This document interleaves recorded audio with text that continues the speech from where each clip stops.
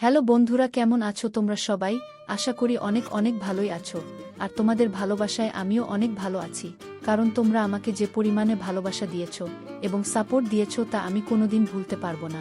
তাই তোমাদেরকে মজা দেওয়ার জন্য আবারও একটি নতুন গল্প নিয়ে হাজির হলাম। গল্পটি শোনার মতো, আশা করি তোমাদের দাঁড়িয়ে যাবে এবং তোমরা হাতের কাজ করতে সবাই হেডফোন নিয়ে বসে যাও। আস্তে করে দরজা খুলে যখন ভিতরে উকি দিলাম, মনে হলো ঘরের ভেতর কিছু অস্বাভাবিক হচ্ছে। কমলা রানী সেখানে বসেছিল, আর তার পাশে একজন প্রায় ৬-০ বছরের বৃদ্ধ ছিলেন। এমন একজন লোক কিভাবে আমাদের ২-৫ বছরের কাজের মেয়ের সাথে এমন আচরণ করতে পারে তা ভেবে অবাক লাগছিল। আমি তখনও নিশ্চিত ছিলাম না ঠিক কী ঘটছে, তবে পরিস্থিতি দেখে আমার মধ্যে এক অদ্ভুত পরিস্থিতি তৈরি হয়েছিল। পরিস্থিতি সামাল দেওয়ার জন্য আমি একটা পরিকল্পনা করলাম। আমার স্বামী তখন শহরের বাইরে কাজে গিয়েছিল, তাই রাতে একা ঘুমানোর সিদ্ধান্ত নিলাম। ঘুমাতে যাওয়ার আগে আমি লাল রঙের একটি পোশাক পরলাম এবং চাচার ঘরে ঢুকে চাচাকে দুধ দিতে গিয়েছিলাম। চাচা আমার দিকে গভীর দৃষ্টিতে তাকিয়ে রইল, তারপর হেসে বলল, তুমি কি কিছু চাও? তারপর তিনি আমার হাত ধরে টেনে, হ্যালো বন্ধুরা, আমাদের আরেকটি মজাদার গল্পে আপনাদের সবাইকে স্বাগতম। আমি আশা করছি এই গল্পটি আপনাদের ভালো লাগবে। আমার নাম প্রিয়া, আমি শহরে থাকি এবং আমার বয়স ২-৫ বছর। আমি একজন বিবাহিত মহিলা, তবে আমার জীবন যেন নানা রহস্যে ভরা। আজও আমি মাঝে মাঝে শিশুসুলভ আচরণ করি, হয়তো এই কারণেই আমার পরিবার এবং শ্বশুরবাড়ির সবাই আমাকে খুবই স্নেহ করে। আমার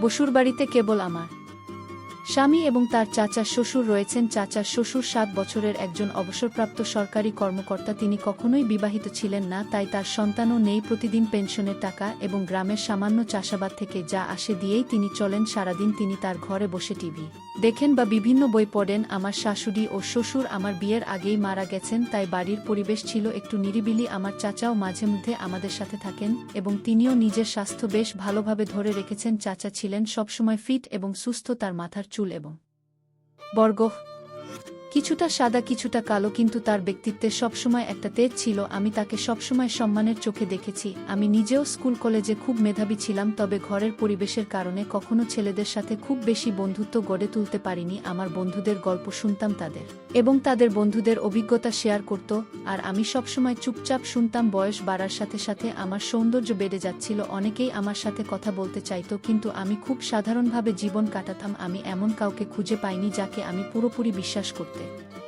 পারি। যখনই টিভিতে বা গল্পের বই প্রেমের দৃশ্য দেখতাম, তখনই মনের মধ্যে একটা আকাঙ্ক্ষা জাগত। তবে বিয়ের আগে এমন কোনো অভিজ্ঞতা আমার জীবনে আসেনি। বিএসসি শেষ বর্ষে থাকতেই আমার বিয়ে হয়। তখন থেকেই আমার জীবন নতুন মোড় নিতে শুরু করে এবং আমি এক নতুন অধ্যায়ের দিকে পা বাড়াই। আমার স্বামী প্রথম দেখাতেই বেশ ভালো মানুষ মনে হয়েছিল। এনগেজমেন্টের পর একদিন আমরা একসাথে সিনেমা দেখতে গিয়েছিলাম। আমার স্বামী সেদিন আমাকে স্নেহের সাথে কাছে টেনে নিয়েছিল, যা আমাকে খুব আনন্দিত করেছিল। আমার মনে হচ্ছিল যেন আমার স্বপ্ন পূরণ হচ্ছে। তিনি আগেই বলেছিলেন, আমরা যত বেশি সময় একে অপরের সাথে কাটাবো ততই সম্পর্ক গভীর হবে। আমারও বিয়ের প্রথম রাতের কিছু স্বপ্ন ছিল, যা আমি মনে মনে চেপে রেখেছিলাম। বিয়ের কিছুদিন পর আমাদের জীবন সুন্দরভাবে চলতে থাকে। আমাদের বিয়ের রাত ছিল আমার জীবনের অন্যতম সুন্দর মুহূর্ত। আমি আপনাদেরকে আমার পরিবারের গল্প শেয়ার করছিলাম, আমার চাচা এবং শ্বশুর শাশুড়ির কথা। এর ১ বছর পর আমাদের জীবনে আরও অনেক আনন্দযোগ হয়েছিল। আমার স্বামী তখন তার কোম্পানিতে ইঞ্জিনিয়ার হিসেবে কাজ করছিলেন, তাই কাজের চাপও তেমন ছিল না। প্রায় প্রতিদিনই সন্ধ্যা ৭টার মধ্যে বাড়িতে ফিরতেন। আমরা প্রতিদিন ভালো সময় কাটাতাম এবং যখনই সুযোগ পেতাম একে অপরের সাথে সময় কাটিতে খুব ভালো লাগতো। এই আনন্দ ২-৫ বছরের বিবাহিত জীবনে আমাদের সঙ্গী ছিল। বিয়ের পর আমার অনেক ইচ্ছা পূরণ হতে থাকে এবং আমার স্বামী প্রায়ই বলতেন, প্রিয়া, তুমি আগের চেয়ে আরও বেশি সুন্দর হয়ে উঠেছ। ধীরে ধীরে আমি একা থাকতে অভ্যস্ত হয়ে উঠেছিলাম। দিনের বেলায় যখন বাড়িতে একা থাকতাম, মাঝে মাঝে মনে হতো একটু আলাদা কিছু করা দরকার। অনেক সময় আমি আমার মোবাইলে কিছু লিখতাম বা বিভিন্ন ধরনের সিনেমা দেখে সময় কাটাতাম। বিয়ের আগে যেসব অভিজ্ঞতা আমি পাইনি, বিয়ের পর সেগুলো সম্পর্কে জানার কৌতূহল বেড়ে গিয়েছিল। আমার স্বামী যখন সন্ধ্যায় বাড়িতে আসতেন, তখনও আমি অনেক আনন্দে থাকতাম। তিনি হেসে বলতেন, তুমি সব সময় এত উৎসাহী কেন? আমি মজা করে বলতাম, আগে কখনো এ ধরনের অভিজ্ঞতা পাইনি। এখন ২-৫ বছর বয়সে জীবনটা আরও নতুন রূপে দেখছি, তাই আমি সবসময় হাসি খুশি থাকি। বিয়ের ১ বছর পর আমার স্বামী পদোন্নতি পেয়ে ম্যানেজার হয়েছিলেন। অফিসের কাজে ব্যস্ত থাকায় তার বাসায় আসতে দেরি হতো। সকাল ৮:০০টায় অফিসে যেতেন আর ফিরতেন রাত ১:০০টায়। তার ব্যস্ততার কারণে মাঝে মাঝে মনে হতো যেন কিছু অপূর্ণ থেকে যাচ্ছে, তবে আমি নিজেকে সামলে নিতাম। একদিন হঠাৎ মনে হলো আমার প্রতিবেশী ভাইটিও বেশ সুদর্শন, কিন্তু আমি জানতাম এমন কোনো পদক্ষেপ নিলে ভুল বার্তা ছড়াতে পারে, তাই আমি নিজের উপর নিয়ন্ত্রণ রাখতাম। আমি প্রায়ই আমার প্রতিবেশী সুনীলের বাড়িতে যেতাম। তার স্ত্রী আমার খুব ভালো বন্ধু ছিলেন এবং আমরা একসাথে সময় কাটাতাম। সকালে আমি নাস্তা তৈরি করে আমার চাচাকে খাওয়াতাম, তারপর সুনীল এর বাড়িতে যেতাম। সেখানে 1-2 ঘন্টা গল্প করার পর বাড়ি ফিরে দুপুরের খাবার তৈরি করতাম। আমাদের কাজের মেয়ে এসে ঘরের কাজ করত। একদিন আমি প্রতিবেশীর ফুফুর বাড়িতে বসেছিলাম, হঠাৎ আমার ভাইয়ের ফোন এলো যে তাকে তাড়াতাড়ি যেতে হবে। সেই কথা শুনে আমিও বাড়িতে ফিরে এলাম। তারপর রান্নাঘরে গিয়ে দেখি বাসনপত্র পরিষ্কার করা হয়নি। আমি কাজ শুরু করলাম এবং সবকিছু গুছিয়ে নিলাম। আজও কিছু অসম্পূর্ণ মনে হচ্ছিল। ভাবলাম কমলা রানী আজ আসেনি, তাই তাকে ফোন করলাম। ফোন তোলার পর আমি জিজ্ঞেস করলাম, তুমি কোথায়? কমলা রানী বল, দিদি আমি তো তোমার বাড়িতেই আছি, ঝাড়ু দিচ্ছি। কথাটা শুনে আমার সন্দেহ হলো, কারণ আমি রান্নাঘর থেকে বেরিয়ে দেখলাম ঝাড়ু একপাশে পড়ে আছে আর সে কোথাও নেই। ফোনটাও কেটে দিয়েছে। রাগ সামলাতে পারছিলাম না, তাই আবার ফোন করতে যাচ্ছিলাম।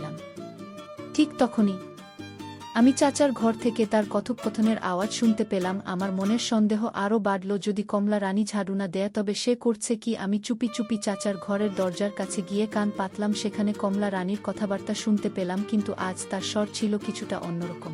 ভেতরে ঢুকে দেখলাম চাচা বসে আছেন আর কমলা রানীও তার সাথে। এই দৃশ্য দেখে আমি হতভম্ব হয়ে গেলাম। বাইরে বসে দাদানাতনির মতো বয়সী মানুষের এমন আচরণ দেখছিলাম আর ভাবছিলাম কিভাবে এমনটা সম্ভব। সেই সময় আমি নিজের অনুভূতিকে সামলাতে পারছিলাম না। চাচার এই বয়সে এমন ব্যবহার দেখে আমি বিভ্রান্ত হয়ে পড়েছিলাম, কিন্তু আমি নিজের উপর নিয়ন্ত্রণ রাখতে পেরেছি। আমি প্রতিবেশীর ফুফুর কাছ থেকেও কিছু কথা শুনেছিলাম, কিন্তু সেগুলোকে গুরুত্ব দেইনি। আজকের ঘটনাটি আমাকে নাড়িয়ে দিয়েছিল, তবে আমার চাচা একবারও আমার দিকে তাকায়নি, যেন কিছুই ঘটেনি। সে কখনো আমার সাথে কোনো খারাপ ব্যবহার করেনি। তাই আমি কেন ভাবতে শুরু করলাম যে চাচাজি ভুল ধরনের মানুষ হতে পারেন। আমার মনে হলো চাচাজি একা থাকেন, তাই হয়তো কিছু ভাবনার দ্বন্দ্বে পড়েছি। কমলা রানী যিনি আমাদের বাড়িতে কাজ করেন, তারও তো নিজস্ব জীবন আছে, বিয়ে হয় এছে, কিন্তু তার ব্যাপারে আমি কিছু জানি না। আজ যা দেখলাম তাতে আমার মনে নানা প্রশ্ন জাগলো। আমি আমার ঘরে ফিরে এসে ভাবনার গভীরে ডুবে গেলাম। কমলা রানীর রুম থেকে হালকা আওয়াজ ভেসে আসছিল আর আমি বিছানায় শুয়ে কল্পনার জগতে হারিয়ে গেলাম।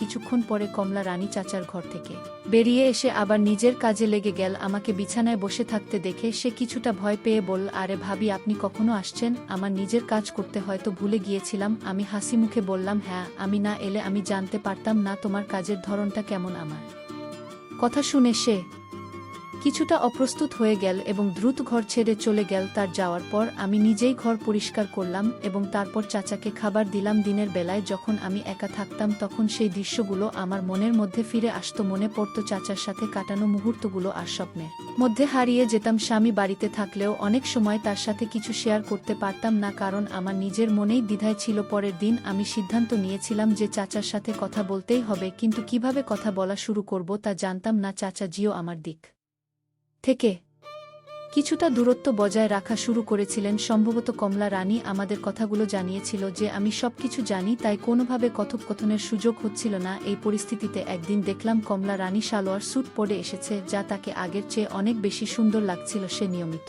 চাচার ঘর পরিষ্কার করত এবং আমি তখন আমার রুমে বসে থাকতাম। ধীরে ধীরে লক্ষ্য করলাম চাচাও যেন একটু অন্যরকম হয়ে উঠছেন। যখনই কমলা রানী তার ঘরে যেত দরজা ভেতর থেকে বন্ধ করে দিতেন। এ নিয়ে আমার মনে কিছুটা রাগ জন্মাচ্ছিল, কিন্তু আমি নিজেকে শান্ত রাখার চেষ্টা করছিলাম। এক পর্যায়ে নিজের মনোভাব পরিবর্তন করার সিদ্ধান্ত নিলাম। আমার পোশাক পরিচ্ছদে কিছু পরিবর্তন আনি এবং নতুন ডিজাইনের পোশাক পরা শুরু করলাম, যাতে আমার সৌন্দর্য ফুটে ওঠে। যখন কমলা রানী ঘরে থাকত আমি আমার ঘরে থাকতাম, কিন্তু তার চলে যাওয়ার পর আমি চাচার সামনে যেতাম এবং এমনভাবে থাকতাম যাতে আমার সৌন্দর্য চোখে পড়ে। আমি লম্বা কুর্তি বা মাঝে মাঝে জিন্স ও স্কার্ট পরতাম। সকালে চাচাকে চা দিতে যেতাম আর তিনিও বোধহয় বুঝতে পারতেন যে আমি তার কাছ থেকে কি চাই। বিকেলে আমরা প্রায়ই একে অপরের সাথে সামান্য কথাবার্তা বলতে শুরু করলাম। রাতের খাবারের সময় আমরা সংসারের নানা বিষয়ে কথা বলতাম। একদিন আমি চাচাকে জিজ্ঞেস করলাম কেন তিনি বিয়ে করেননি। তিনি মুচকি হেসে বললেন, বিয়ে জিনিসটা ভালো লাগে না আমার, তাই আমিও হেসে বললাম, হ্যাঁ বুঝেছি। এমন সময় কমলা রানীও হেসে উঠল এবং সে বলল, তুমি সব জানো? আমি মৃদু হেসে বললাম, হ্যাঁ জানি। কিন্তু কথাগুলো সেখানেই শেষ হয়ে গেল। আসলে জীবনে অনেক সময় সঙ্গের প্রয়োজন হয় আর সেই সঙ্গ মানসিক শান্তি এনে দেয়। তিনি হেসে উঠলেন। সবকিছু যেন ধীরে ধীরে স্বাভাবিক হয়ে আসছিল। এরপর যখনই কমলা রানী তার রুমে যেত চাচা আর দরজা বন্ধ করতেন না, বরং একটু খোলা রাখতেন। কমলা রানীও এখন আগের চেয়ে স্বাভাবিকভাবে আচরণ করতে শুরু করল আর আমিও তাদের সাথে হালকা মজা করতাম। যখন কমলা রানী কোনো কাজ করত আমি বলতাম এটা তোমার কাজ, আর সে মজা করে বলতো হ্যাঁ ভাবি সব হয়ে গেছে। এরকম হালকা মজার মধ্যে আমাদের দিনগুলো কেটে যাচ্ছিল। তবে চাচা এখনও আমার থেকে কিছুটা দূরত্ব বজায় রেখেছিলেন। আমি প্রতিদিন নতুন পদ্ধতিতে তার সঙ্গে কথাবার্তা বলার চেষ্টা করতাম। একদিন যখন আমি তাকে চা দিতে গেলাম তিনি হঠাৎ তার খবরের কাগজ ছেড়ে আমার দিকে তাকালেন। তিনি আমার দিকে কিছুক্ষণ চেয়ে রইলেন। আমি অবাক হয়ে জিজ্ঞাসা করলাম কি হলো, আপনি এভাবে তাকিয়ে আছেন কেন? তিনি হেসে বললেন তুমি আজ নতুন শাড়ি পরেছ, খুব সুন্দর লাগছে। তখনই হঠাৎ তার জামার উপর কিছু চা ছিটকে পড়ল। তিনি একটু চমকে গেলেন আর আমি চুপচাপ আমার রুমে ফিরে এলাম। কিছুদিন এভাবেই কেটে গেল। আমি লক্ষ্য করছিলাম চাচার মনোভাব আমার প্রতি একটু একটু করে বদলাচ্ছিল। তিনি এখন একটু স্বাভাবিক হচ্ছিলেন কিন্তু তেমন সাহস পাচ্ছিলেন না কিছু বলতে। একদিন আমি শহরের বাইরে ছিলেন কাজে। রাতে ঘুমানোর আগে আমি চাচার জন্য এক গ্লাস দুধ নিয়ে তার ঘরে গেলাম। তিনি হাসি মুখে বললেন আমার জামাই তো খুব সুন্দর। আমি মুচকি হেসে বললাম কি হয়েছে আপনার, চোখ তো আমার দিকেই।